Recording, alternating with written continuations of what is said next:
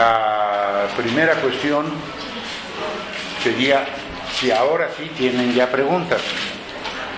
Quiero decir, ya prácticamente redondeamos una primera parte, ya indiqué unos temas, les he sugerido, no necesariamente obligatorias, pero podían servirles lecturas sobre el texto de otras partes. Entonces, si han ido siguiendo, creo que ya podrían tener no necesariamente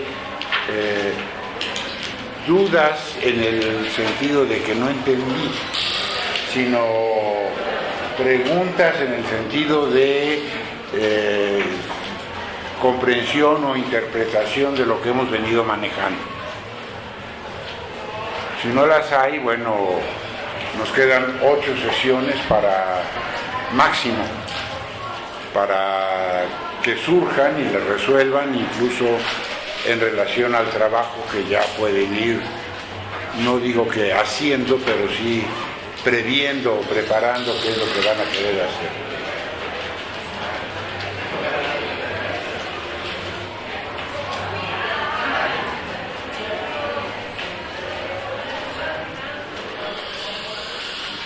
Pero parece que hasta el momento todavía no hay preguntas o dudas o cuestiones pendientes.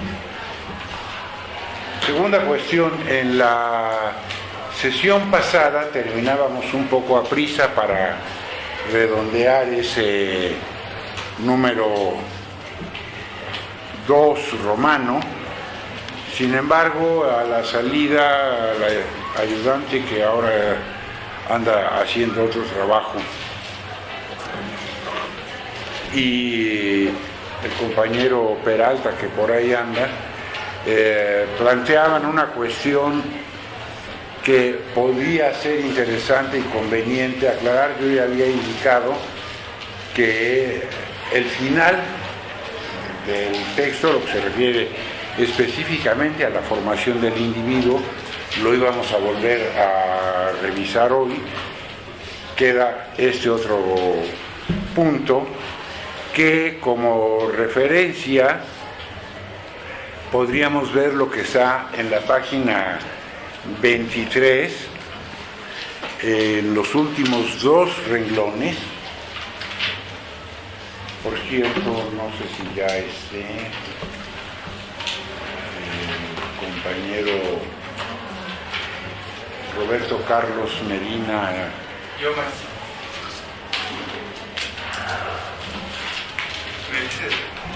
Ahí te anoté muchas cosas, pero si tienes duda me ves a la salida.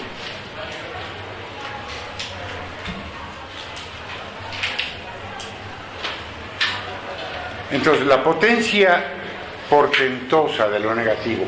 Bueno, no hay que dejarnos perturbar por la adjetivación un tanto retórica y un tanto romántica, sino hay que ir a lo nuclear. La potencia portentosa de lo negativo reside en que este o esto negativo alcance un ser ahí propio y una libertad particularizada en cuanto tal, separado de su ámbito es lo vinculado, y que solo tiene lo negativo realidad en su conexión con lo otro. Y lo dice de otra manera, es la energía del pensamiento del yo puro. Bueno, podríamos partir exactamente de ese final. La energía del pensamiento del yo puro, esto es de cualquier sujeto, independientemente de qué sea lo que haga o piense, es la potencia portentosa de lo negativo. Aquí la referencia sería Aristóteles, cuando nos plantea la capacidad del entendimiento en cuanto compone y divide, o en términos kantianos, en cuanto analítico y sintético.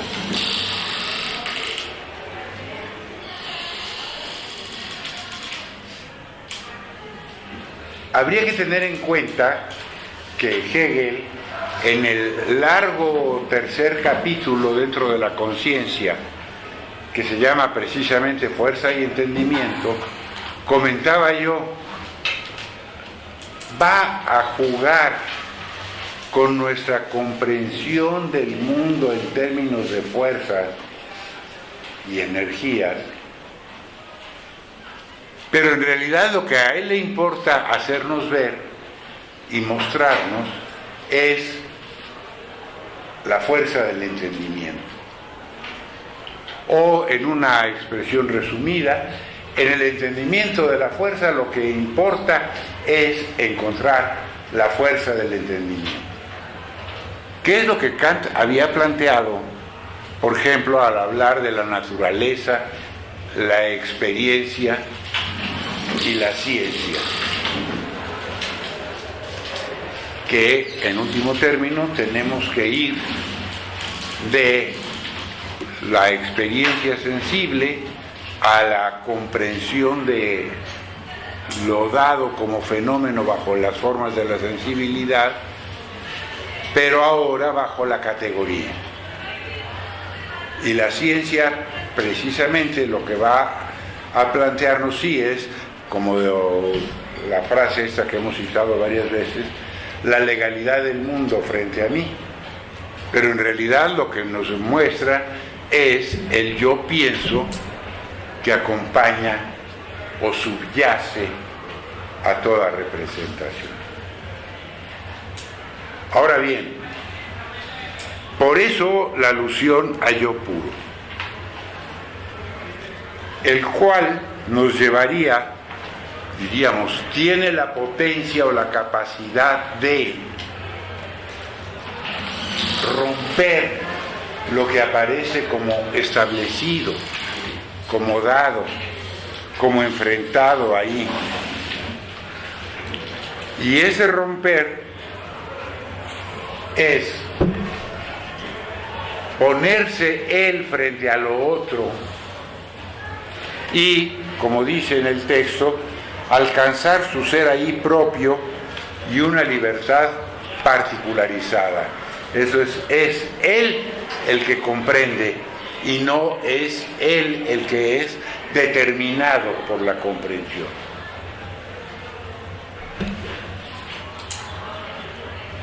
Vamos a la parte retórica. La muerte, si así queremos llamar a esta irrealidad, eso es la negación absoluta, es lo más espantoso, y el retenerlo muerto lo que requiere una mayor fuerza. Entonces es más fácil el conformismo con lo establecido y la conformidad con el esquema de la sustancia espiritual fija que la necesidad de actuar la libertad y negar lo que aparece como dado. Luego viene la frase sobre la confrontación entre la belleza y el choque de la belleza apolínea con el entendimiento, en cuanto el entendimiento presenta esa potencia o representa esa potencia dionisíaca, y luego otra vez la afirmación de que la vida del espíritu no es la vida que se asuste o se asusta ante la muerte y se mantiene al margen de la desolación, sino la vida que sabe afrontarla y mantenerse en ella. Ahí la importancia estaría fundamentalmente en esa capacidad transgresora, en el espíritu como actividad, como subjetividad actuante, de la cual ahora nos va a presentar con mayores matices cuáles serían sus condiciones. Solo conquista el espíritu, solo conquista su verdad, eso es, solo alcanza a ser realmente lo que es en potencia, cuando es capaz de encontrarse a sí mismo en el absoluto desgarramiento. Esto es, en la ruptura con su ser ahí inmediato, o con el ser ahí inmediato en que se hallaba.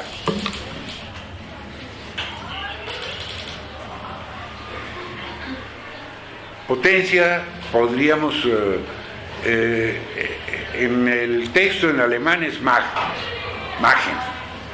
En algún momento puede ser también Kraft, pero tanto una como la otra a nivel de diccionario vienen a dar prácticamente el mismo significado. Para matizarlo con lo que manejamos nosotros, podríamos entenderla con el griego dynamis. Eso es capacidad de acción. Cabría todavía, en algún momento él juega con las palabras también en ese sentido,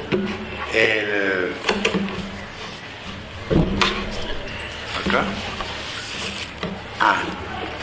Gracias. Cabría también, él juega con las palabras, el virtus latino, tomado virtus no como virtud, sino como fuerza.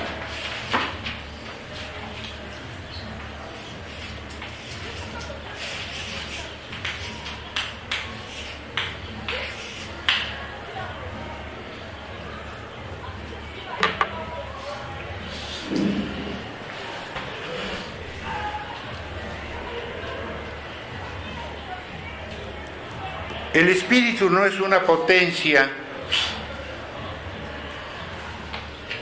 como lo positivo que se aparta de lo negativo, esto es lo quieto y lo que se mueve, por ejemplo, sino cuando decimos de algo que no es, como cuando decimos de algo que no es nada o que es falso. Y hecho esto, pasamos sin más a otra cosa, nos quedamos con dejamos fuera lo que es nada o lo que es falso. Sino que el espíritu que está presente como lo negativo en el entendimiento de la cosa es la capacidad de mirar a lo negativo y permanecer cerca de él. O sea, el siempre poder plantear lo que en una expresión más abstracta Hegel y su traductor llamarían la alteridad, la posibilidad de ser otro o el ser otro de lo dado. Esa permanencia es la fuerza mágica que hace que lo negativo vuelva al ser. Entonces, estar presente frente a lo dado es lo que hace que lo negativo, en cuanto se actúa, se vuelva otra vez lo real. Es lo mismo que más arriba se llamaba el sujeto, el cual, al dar un ser ahí a la determinabilidad en su elemento, supera la inmediatez abstracta, es decir, lo que solo es en general, y ese sujeto es, por tanto, sustancia verdadera, ser o inmediatez que no tiene la mediación fuera de sí, sino que es esta mediación misma. ¿Hasta aquí quedó claro? O sea, es ese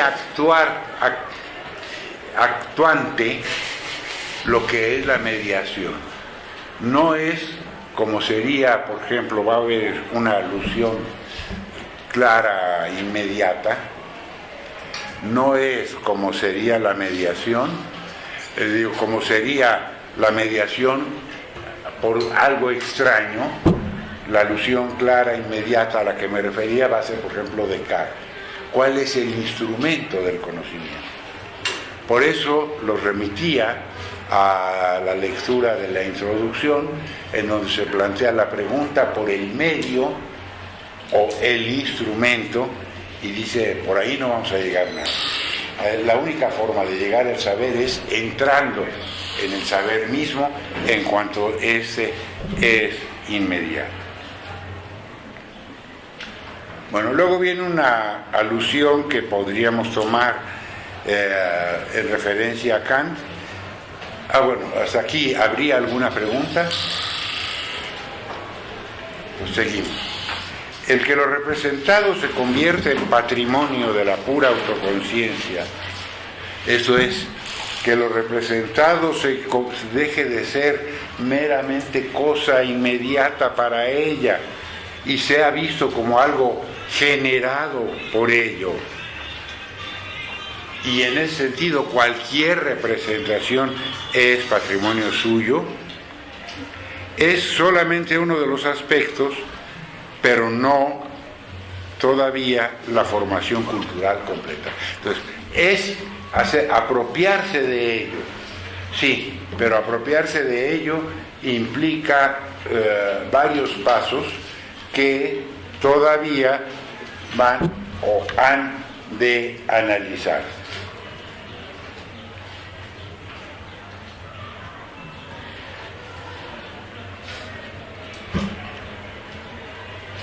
Y el análisis pasa por estos tres momentos de la formación cultural, que como ya los leímos, más bien los voy a resumir, que sería el paso de la inmediatez natural, podríamos decir, espontánea, a su generalización. Eso es, a convertirla no en algo inmediato, singular, sino algo universal y general.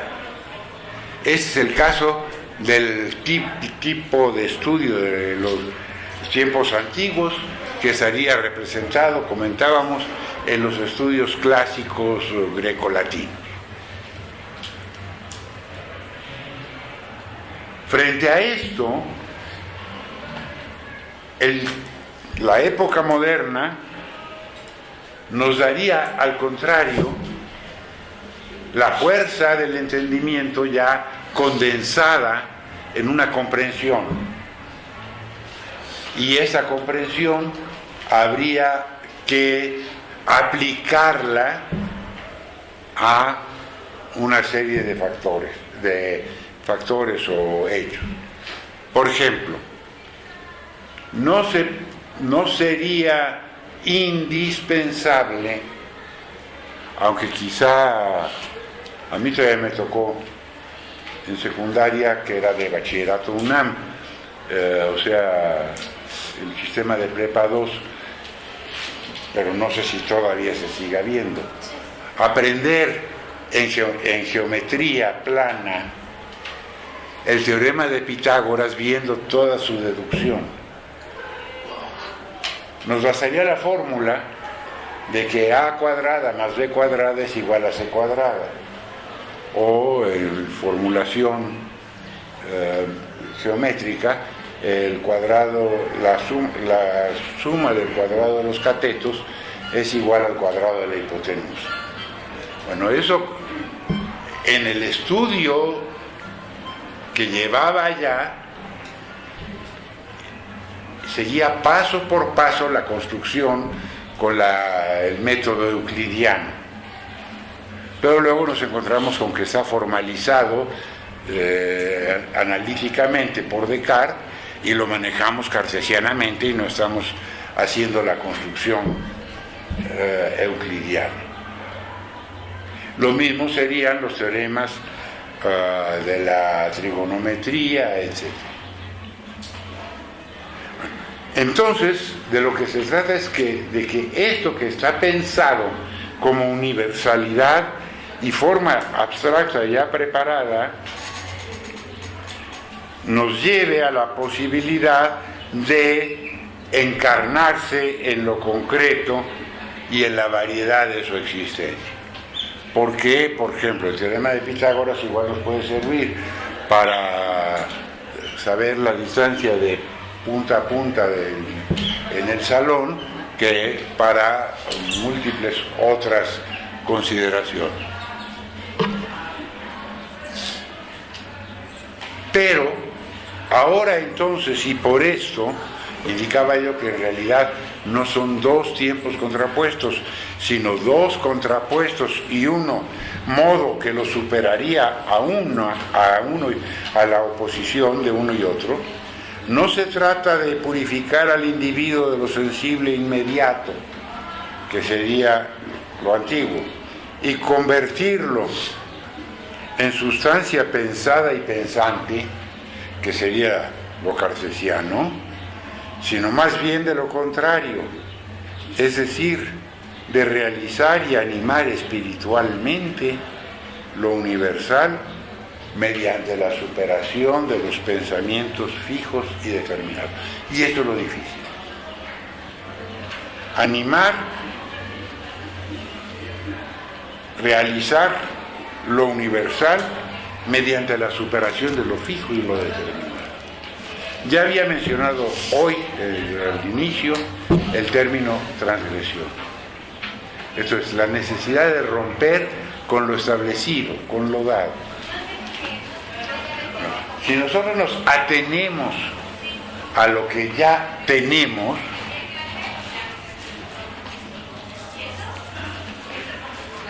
¿podría cerrarle a esa compañera que grita allá del pasillo? O que entre, pero no sé, ya es él.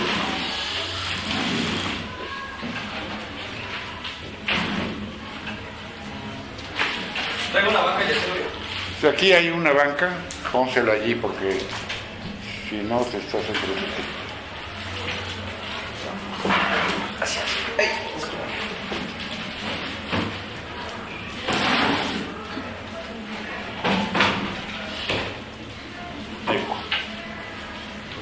Entonces,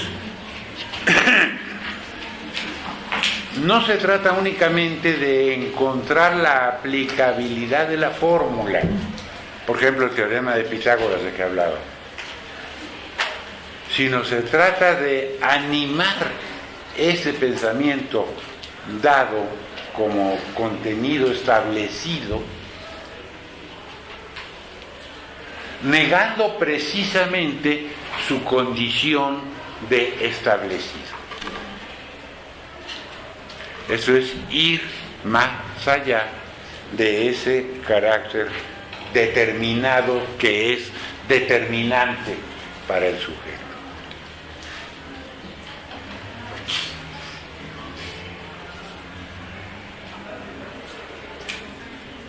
Pero esto es sumamente duro o difícil en cuanto que nos dice, es más difícil hacer que los pensamientos fijos cobren fluidez que hacer fluida la existencia sensible.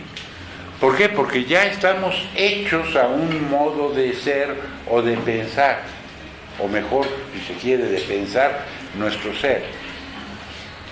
Entonces, la actitud que rompe con esto establecido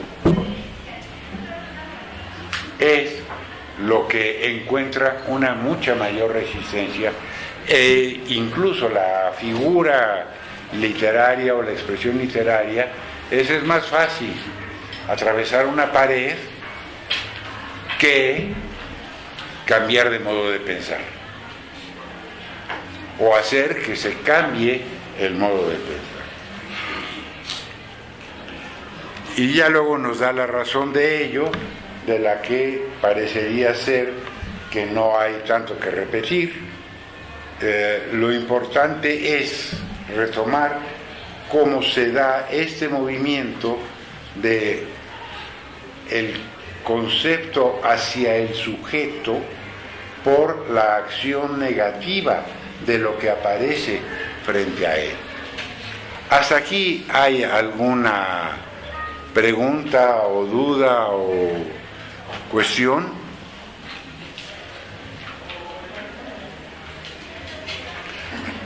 Con eso, ¿había algo?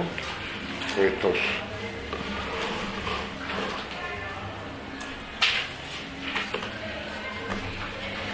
entramos en lo que sería la teoría de la filosofía. No la va a exponer, ya hablaba yo en la segunda o tercera sesión, de que le gusta la expresión muy sinuosa, no la va a exponer condensadamente, pero sí ahora, habiendo planteado cuáles serían los principios o qué es lo que está en el fondo de la reflexión filosófica, ahora va a entrar, a veces deteniéndose en hacer a un lado una concepción con la que él no está de acuerdo, pero va a entrar en presentarnos qué es lo que necesitaríamos hacer dentro de la filosofía. Para esto prácticamente sería ese capítulo 1 del 3, el 3 del 3 y el 1 del 4. Lo otro va un poco por otro, hacer de lado algo o plantear ya la conclusión de esta introducción, que es menos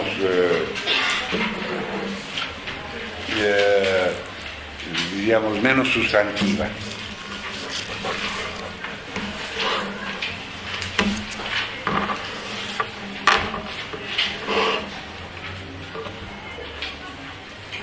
De lo que se trataba entonces en la formación del individuo, digamos, es que éste, en su actividad como entendimiento o pensamiento, se apropie de sí mismo. El problema es que no estamos en la situación del buen salvaje rusoniano. Eso es, que esa subjetividad emergente se encuentra con una subjetividad objetivada que subsiste o se mantiene frente a él.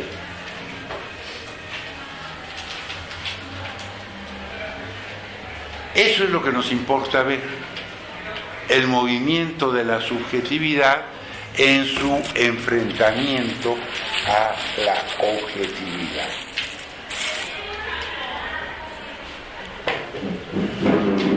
De hecho,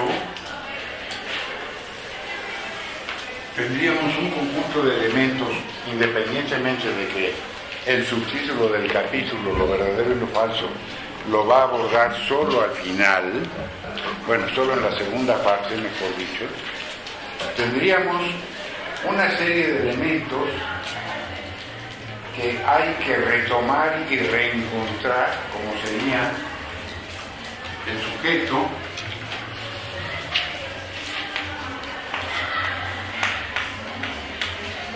el objeto,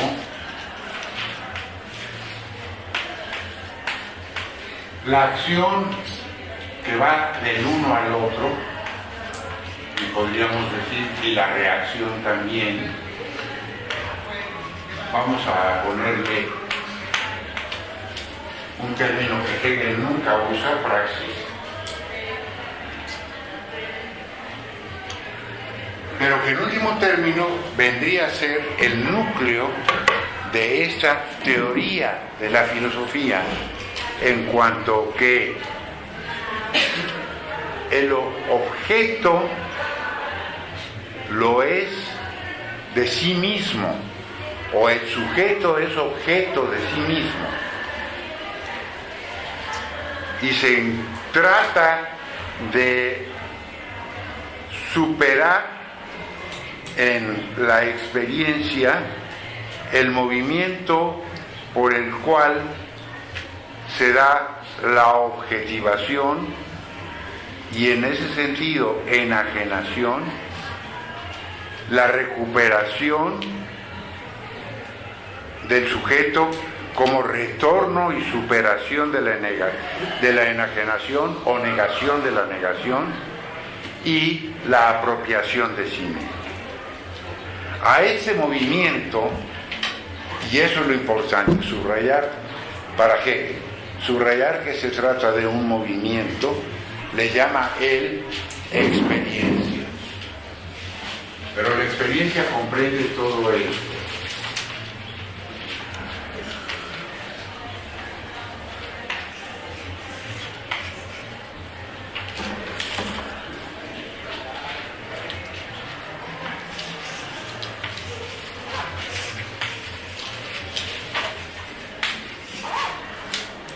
Vamos a plantearlo de una vez algo más detallado.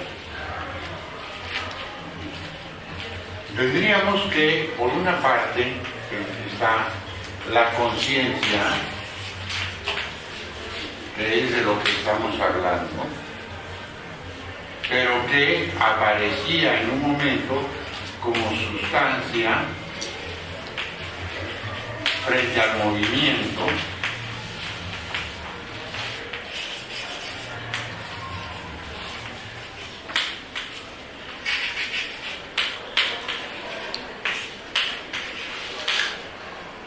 lo cual sería objeto para nuestra reflexión. Y de hecho, ese ser ella objeto para nuestra reflexión hace que sea sujeto en el reflexionar, o en términos más abstractos, en sí y para sí. Nada más que todo esto solo constituye el movimiento del espíritu.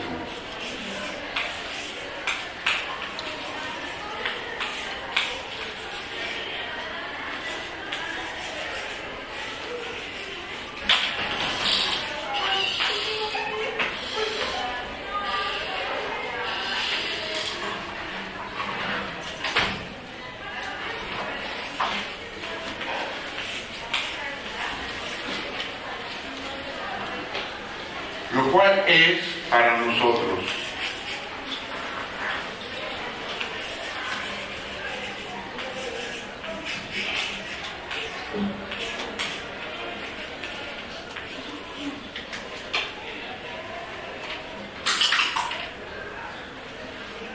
¿qué es? Esto yo no lo escribo.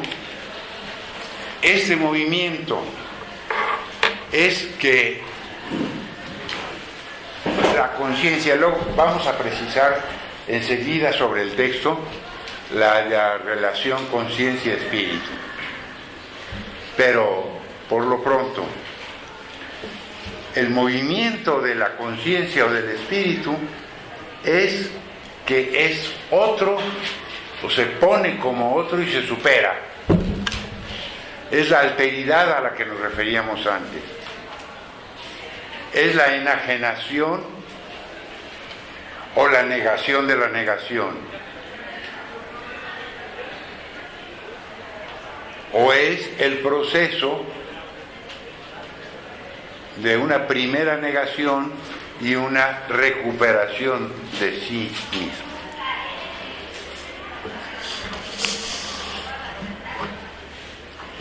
Comienza el texto en el parágrafo 3 romano diciéndonos: el ser ahí inmediato del espíritu, la conciencia, encierra dos momentos. Bueno, parecería ser, y de hecho es el texto, en el texto, que conciencia es inmediatez del espíritu. Podríamos decir, si hemos comentado ya en algún momento que el espíritu es la totalidad de las autoconciencias,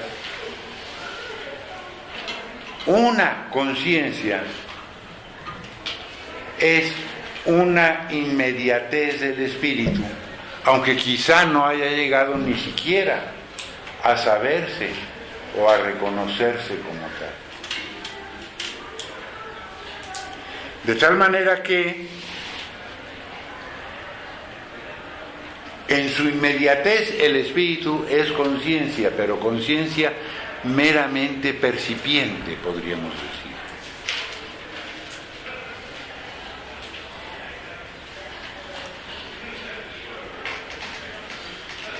Y estos dos momentos serían, por un lado, saber, o sea, el percibir, el captar, pero precisamente en cuanto capta, es sujeto que tiene una objetividad distinta o negativa, dice Hegel, respecto del saber. O sea, yo, y esto Fichte nos habla mucho en esa dirección, yo y no yo. Entonces, ya el yo igual a yo sería un segundo paso. Yo me reconozco en mi conocer. El primero sería yo conozco. Y todo lo que yo conozco es el no yo. El segundo paso sería recupero al yo que conoce y que aparece como objeto, y esa es la objetividad negativa respecto al saber. Entonces nos vemos como contrapuestos, pero si yo estoy en aquel lado, yo estoy viendo tanto el objeto, conciencia, como su saber, y veo como contrapuesta la relación conciencia-saber.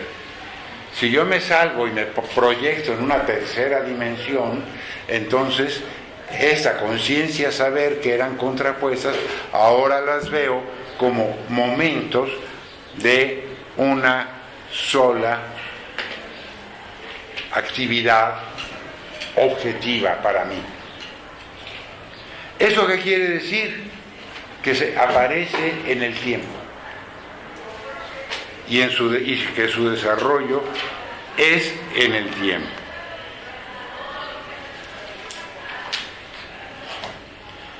Cuando el espíritu se desarrolla en este elemento, aquí elemento tiene el sentido amplio de cualquier cosa, como podría ser agua, aire, tierra, etcétera, medio en el cual, elemente en lo alemán. A ellos, a cada uno de estos momentos, corresponde esa oposición.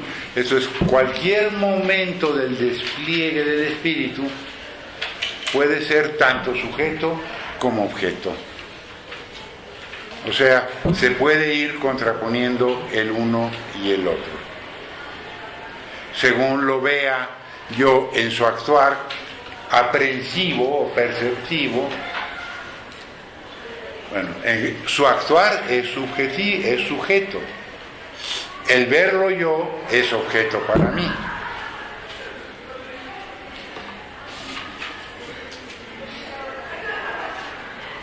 A los momentos corresponde la oposición mutua y aparecen todos como figuras de la conciencia.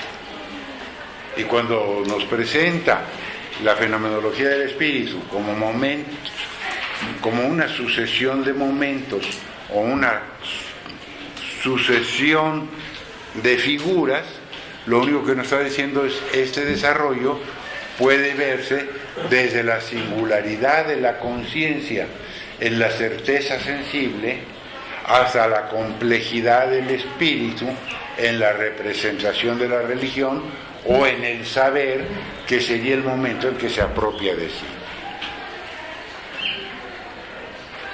La ciencia de este camino, o sea, el saber de todo este recorrido,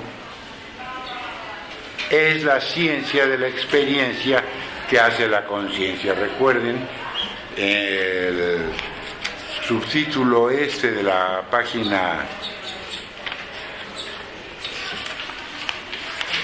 34 40 y tantos, 49. Ciencia de la experiencia de la conciencia.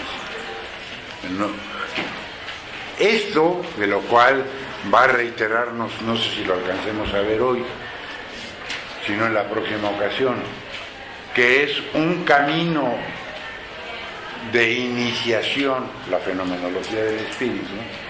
Lo único que nos va a dar es la experiencia de los distintos momentos, desde los más sencillos hasta los más complejos.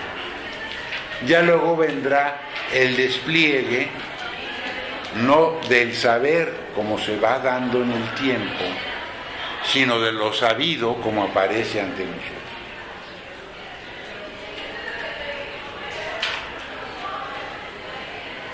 La ciencia de ese camino es la ciencia de la experiencia que hace la conciencia. La sustancia, eso es lo que sostiene la conciencia en cuanto sostiene el saber o en cuanto en ella se da el saber,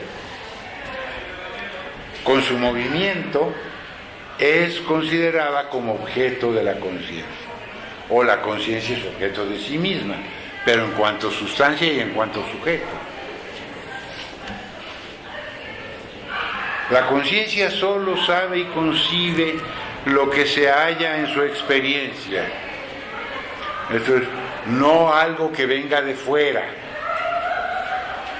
no algo que esté innato en ella. Pues lo que se halla en esa experiencia es la sustancia espiritual.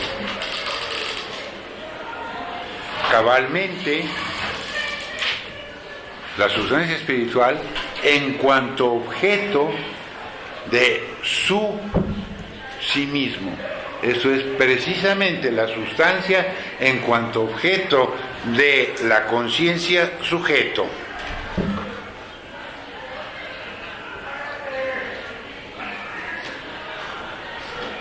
Pero ahí sí ya plantearía él una diferencia entre esta conciencia percipiente, sustancia sustantiva de la sustancia espiritual, y el espíritu en cuanto no sustantivo o sustantivado, sino en su movimiento. Por eso la expresión en cambio. El espíritu se convierte en objeto porque es este movimiento, que consiste en devenir él mismo un otro, es decir, objeto de su sí mismo y superar ese otro. Si las palabras una a una les son claras, creo que la expresión tiene que ser. El asunto está en que este espíritu se pone y se objetiva ¿para quién? Para sí mismo. Pero ese ponerse, objetivarse, es ese movimiento del cual el saber, o en otras dos expresiones, el concepto, o más bien la acción del concebir, la idea como el dinamismo interno bajo el cual se comprende todo concebir, no son sino expresiones diferentes o facetas de esa una o única realidad que es espíritu, concepto, idea. Claro, para hablar tenemos que hablar por separado, o de espíritu, o de concepto, o de idea, en su desarrollo en el tiempo, o en su realización en su totalidad, como algo que es patrimonio de la conciencia que sabe, eso es, de ese nosotros que capta esa totalidad. Y por eso dos lados de la lectura tanto de Hegel como de la fenomenología en particular. Uno, se puede comenzar por cualquier parte. ¿Por qué? Porque el movimiento en su raíz, como la negatividad, el paso de la subjetividad a la objetividad, es el mismo. Aunque indudablemente, si se comienza por donde Hegel comienza, es un texto, diríamos, más sencillo y en ese sentido más elemental. Segunda cuestión, visto el todo, que de alguna manera sería lo que nos está él proponiendo, aunque a grandes rasgos y con violencia, en el prólogo, siempre queda algo nuevo por ver. Y de ahí que a veces cause temor, porque no es un saber lineal, porque implica regresar, implica retomar y en ese sentido podríamos decir revivir la experiencia dolorosa de lo negativo, del enfrentar la muerte, etcétera, etcétera. ¿Quedó suficientemente claro? El nosotros se refiere a la cultura general, a la nación. El nosotros se refiere, ya lo comentábamos en un momento, a quienes con Hegel estamos en el momento de la lectura de la fenomenología del espíritu. O sea, quienes vamos de lo inmediato al saber.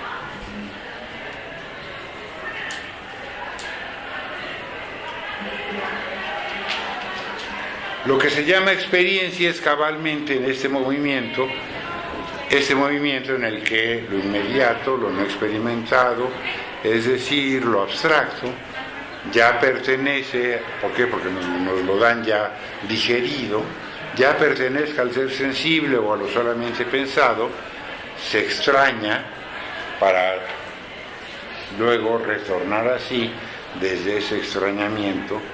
Y es solamente así como es expuesto en su realidad y en su verdad en cuanto patrimonio de la conciencia. Esto es visto como algo propio y no como algo ajeno. ¿Hay alguna cuestión más? Héctor. A ver, háblame más fuerte. Que en esa parte estoy utilizando el término extrañamiento, y hace rato en el movimiento del sujeto y del objeto se interrelaciona. Habíamos dicho enajenación, pero hay una diferencia ahí grande, ¿no? Extrañamiento es algo necesario y positivo, que es... Y la enajenación para Hegel también, ¿eh? Es que, no sé, en este texto a veces no lo diferencia. Acuérdate, no sé si ya viste, yo casi creería que sí, de la única nota del traductor al principio del texto. Él dice que él traduce siempre uno de los dos términos por el equivalente, pero que en realidad en muchas ocasiones Hegel utiliza uno por otro, porque en último término es el poner su ser en otro, el salir de sí y ponerse en otro, y ya el matiz del no reconocerse en lo opuesto frente a él vendría más bien de Feuerbach y en la asunción que de ese término asume Marx. Para Hegel es necesaria la enajenación o el extrañamiento y es necesaria la superación de este extrañamiento o enajenación. O sea, lo que es necesario para Hegel es el proceso.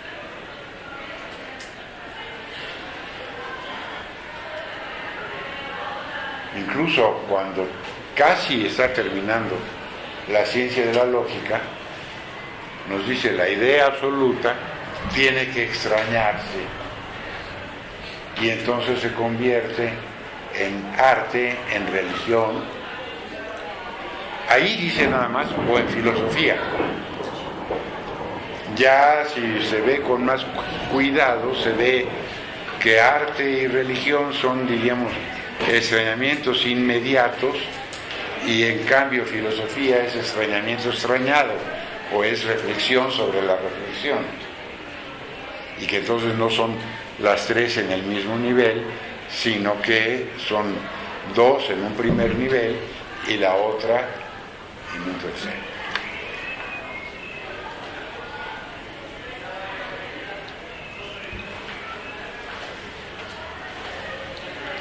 Todo está, retomo respondiendo la respuesta a Héctor, pero en el texto inmediato, en la desigualdad que se produce en la conciencia entre el yo y la sustancia que es su objeto. Esta desigualdad es la diferencia entre los dos, es lo negativo en general,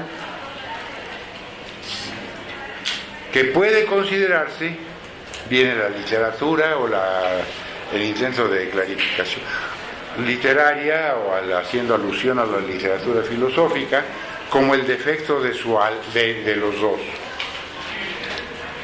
Pero no es un defecto. O sea, la negatividad o lo negativo no es un defecto.